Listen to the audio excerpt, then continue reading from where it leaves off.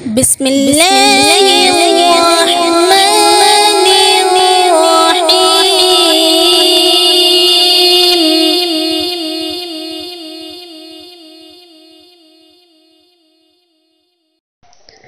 السلام علیکم ورحمۃ اللہ وبرکاتہ۔ میں فقیر نہیں تو تو سخی بھی نہیں۔ ایک بادشاہ تھے، بہت ہی نیک اور سخی۔ اس کے ایک لڑکا تھا، وہ بھی ماشاءاللہ بہت ہی نیک اور سخی تھا۔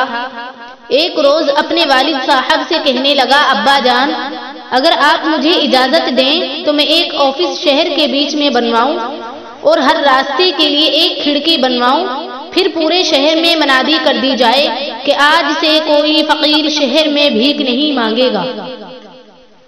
شہر کے بیچ ہمارے آفس پر سے سب کو روزانہ کھانے کا خرچ مل جائے گا۔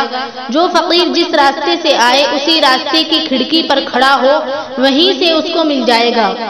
بادشاہ نے کہا، بیٹا یہ تو بہت اچھی بات ہے۔ چنانچہ باپ نے صاحبزادے کو اجازت دے دی۔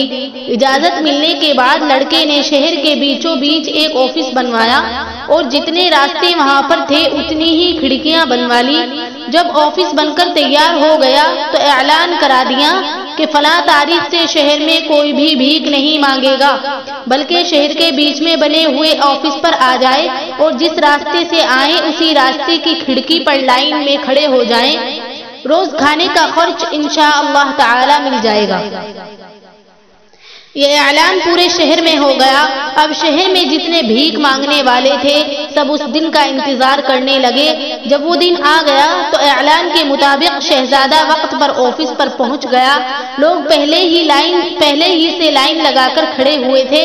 اس نے ایک کھڑکی کھولی، وہاں جتنے لوگ کھڑے تھے سب کو دے کر دوسری کھڑکی کھولی، وہاں پر جو کھڑے تھے ان سب کو دے دیا۔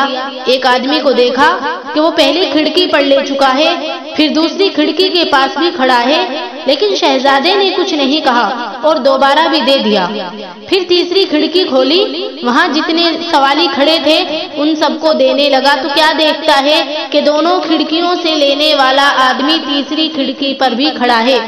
اس نے اس کو پھر بھی دے دیا۔ جب چوتھی کھڑکی کھولی تو وہ آدمی چوتھی کھڑکی پر بھی کھڑا ملا۔ اب شہزادے سے صبر نہیں ہوا اور کہا، بابا آپ فقیر نہیں ہیں، پہلی کھڑکی پر آپ لے چکے تھے، پھر دوسری اور تیسری کھڑکی پر بھی آپ نے لے لیا، لگتا ہے آپ فقیر نہیں ہیں۔ تو اس نے فقیر سے کہا، اگر میں فقیر نہیں تو تو سخی بھی نہیں، یہ لے اپنا پیسہ، میں تو چلا۔ یہ کہہ کر جو پیسہ اس کو تینوں کھڑکیوں سے ملا تھا سب اس کے سامنے پھینک دیا اور چلا گیا۔ شہزادے نے بادشاہ سے اس فقیر کا سارا واقعہ بیان کیا اور کہا، ابا جان پہلے ہی دن یہ منظر پیش آیا۔ بادشاہ نے کہا، بیٹا کسی کا دل نہ دکھاؤ، تھوڑا بہت کچھ نہ کچھ دے دیا کرو، معلوم نہیں کس بھیس میں کون آیا ہے۔